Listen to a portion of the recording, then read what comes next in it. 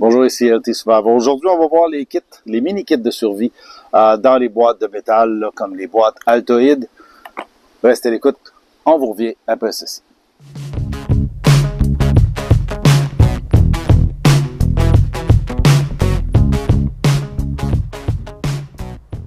Comme je disais, les kits de survie portables, comme les petites boîtes de métal, sont jamais complets.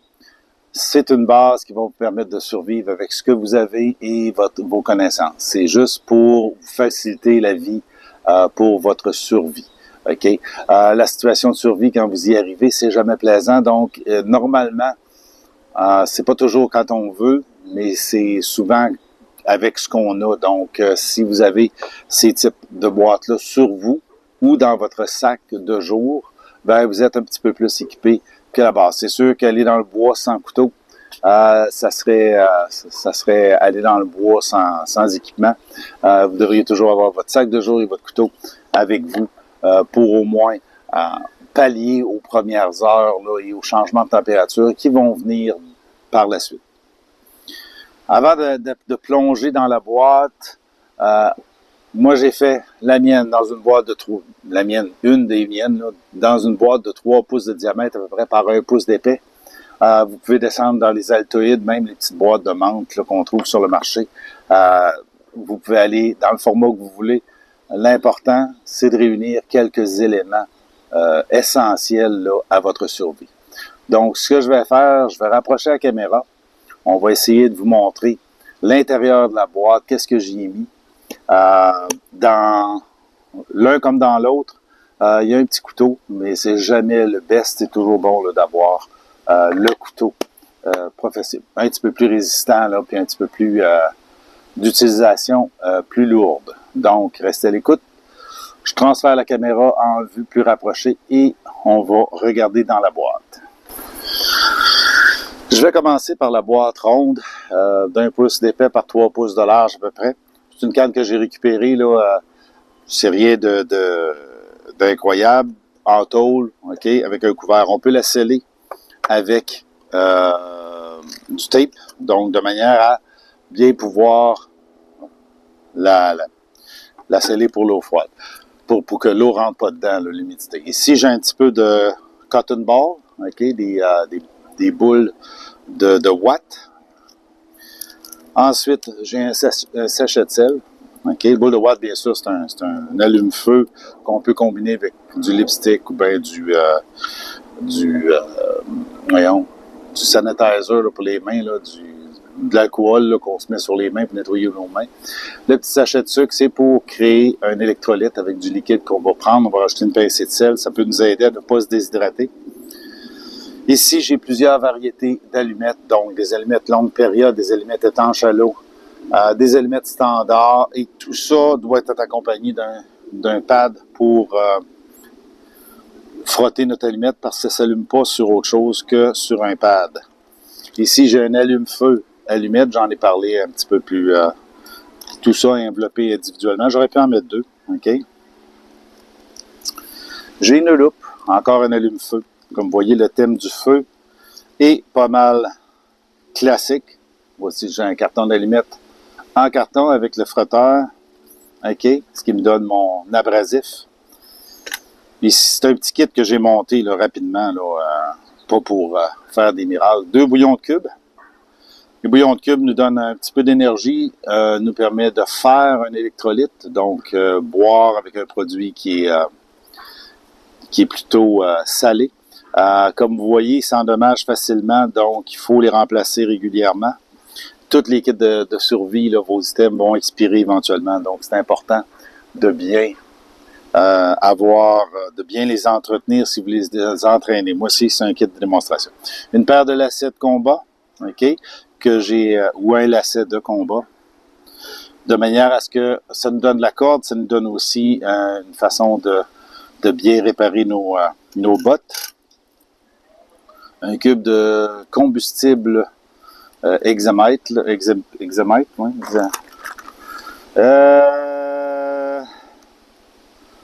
OK, de combustible solide, comme ils disent en français. Donc, ça nous permet d'allumer des feux, ça nous permet de l'égrener. Collet, j'en ai deux sortes. J'en ai un qui est préfabriqué, j'en ai un deuxième préfabriqué, puis un peu de fil de fer. Une aiguille aimantée, dont j'ai identifié où était le nord sur le petit carton. Parce que quand je vais la mettre dans l'eau, si je veux savoir ce qu'est mon nord pour pouvoir sortir, il faut que je sache quel bord qu'elle va tourner. Ça dépend toujours de l'aimant que vous utilisez. Une lame de rasoir. OK, normalement, j'ai un petit carton autour. Là. Je pense que celle-là, j'en avais pas.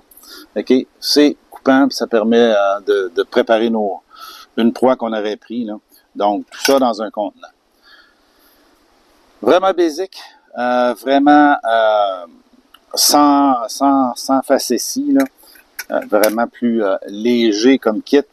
J'ai pris ce que j'avais là en main. Là, j'ai pas acheté en fonction de la trousse, mais plutôt pris ce que j'avais chez moi. Donc, pour créer une petite trousse.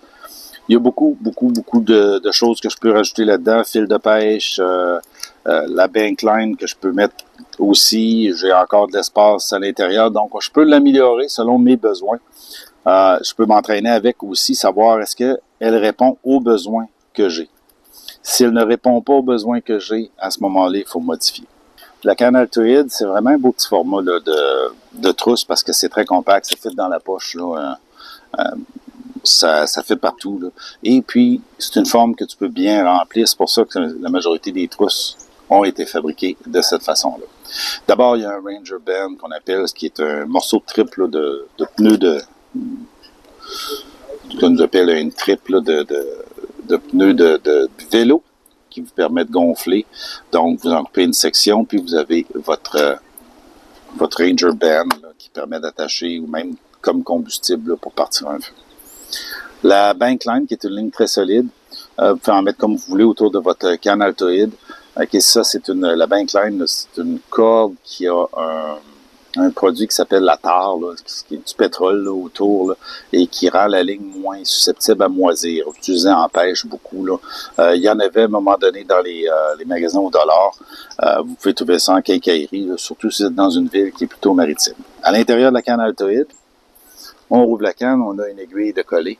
Okay, une aiguille pour une grosse aiguille là, à coton là, pour pouvoir réparer des choses. Peut-être faire des points de suture, mais ça va faire mal s'il vous plaît. À l'intérieur, on a une loupe, okay, encore là pour partir le feu. Le petit papier qui la protège, peut servir à partir aussi le feu. Ça aide à allumer le feu. Ça nous fait un fire starter, un allume-feu qui a une double fonction, c'est-à-dire protéger la loupe et protéger les autres items. Donc, vu que la loupe est en verre, un petit miroir, OK, qui est à l'intérieur. Celui-ci, il ressemble à un macaron. C'est rien de plus fancy, quelque chose qui a été trouvé.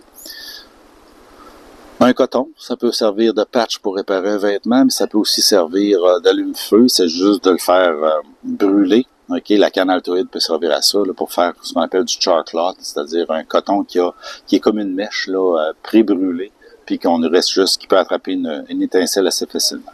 À l'intérieur de la canne, on trouve une allumette allume partout avec le bout blanc. OK.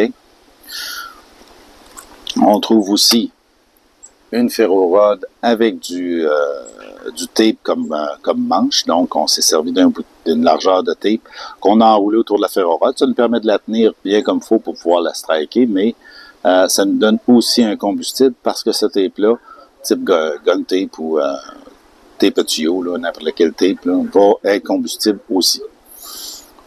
À l'intérieur aussi, on a une petite boussole, donc pas besoin d'avoir notre aiguille magnétique. OK, si je la... Il y a plein de métal ici, là, mais si je la... Elle est où? Si je la laisse s'orienter, elle est pas mal. Elle devrait normalement tourner libre, oui, là. Donc, pointe vers le nord, ce qui est la vraie direction. Donc, ensuite, on a une petite lampe de poche, OK, avec un tape pour protéger la lentille. Puis, la chose importante là-dessus, c'est d'avoir des batteries. Malheureusement, dans cette boîte-là, ça fait une couple d'années qu'elle repose dans mon tiroir, OK, donc, ou dans vos poches. Il faudra changer les piles régulièrement, probablement aux années, si vous voulez qu'elle soit utile lorsqu'arrivera le temps de l'allumer. OK? Le problème dans ces items-là, c'est l'expiration de certaines composantes. Un couteau, pas de problème, à moins qu'il rouille, là. Vous avez ça ici, c'est un petit Leatherman. Vous avez une lame à couteau, OK, Vous avez une lime, ici, sur le côté. OK. J'ai aussi une petite pince épilée, petit tweezer, ça peut être utile pour enlever les tiques ou pour enlever quelque chose qu'on a dans la peau, là, qui nous est rentré, une écharpe par exemple. Et à l'intérieur, au lieu d'être un couteau, c'est une paire de ciseaux, OK, qui peut permettre de couper quelque chose, de réparer un vêtement et tout ça. Donc, un item multifonction avec un hook qui va nous permettre de l'accrocher sur notre pactage, là, une fois qu'on va l'avoir déployé. Chocolate dans un sac, parce que ça salit beaucoup, là, c'est littéralement du charbon. Ça attrape beaucoup les étincelles et c'est facile d'allumer un feu avec ça, donc même par friction ou par étincelle avec notre ferro-rod, là, ça attrape facilement l'étincelle. Une petite ligne de pêche.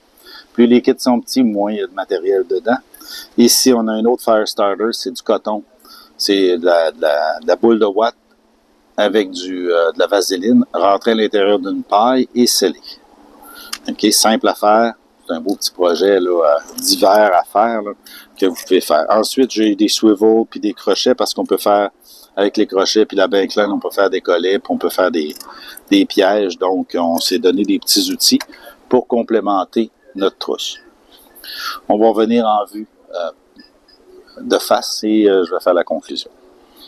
Alors, comme je vous l'ai mentionné, les kits peuvent venir dans différents formats. Il y a même des kits commerciaux là, comme celui-ci qui est fait par Handyman aux États-Unis. J'ai eu dans une boîte de subscription qui vient avec un espèce de coton fluffy déjà ciré, OK, et qui est à peu près juste ça dans la canne. Donc, vous pouvez traîner aussi juste vos allumes-feu préparés comme ça pour vous donner un coup de main avec tout le reste. Donc, vous pouvez avoir aussi le métal qu'on frappe avec la pierre pour pouvoir faire une étincelle. Vous pouvez utiliser le charcloth, vous pouvez utiliser ça, vous pouvez avoir les ferro-rods. Donc, un paquet de petites trousses comme ça là, que vous pouvez répartir dans vos différents sacs de manière à vous donner un accès là, à du matériel de survie et ça vous permet de mieux vous dépanner une fois que vous êtes en survie. Bien sûr, et ça il faut le mentionner, les kits de survie ne sont aussi bons que l'entraînement que vous avez eu avec. C'est-à-dire que si vous n'utilisez pas votre matériel ou du matériel similaire pour vous entraîner, ben vous allez avoir du trouble là, quand il va arriver le temps d'utiliser un kit de survie parce que d'abord, il faut savoir qu'est-ce qu'on fait avec ça. 2, comment est-ce qu'on peut l'utiliser? Est-ce que ça part bien? Est-ce que ça va mal? Est-ce qu'il faut que je compense avec quelque chose? Donc, tout ça rentre dans la fabrication et l'entraînement. C'est comme sur ma carte de survie. Le dernier item de survivre, du long mot là, qui englobe tout. C'est l'équipement, mais c'est aussi l'entraînement. Donc, on finit comme ça. J'espère que vous avez aimé ce petit vidéo-là. Donnez-y le thumbs up ou le thumbs down, commentaire en bas, ça va me faire plaisir d'y répondre. Et on se revoit dans le prochain vidéo.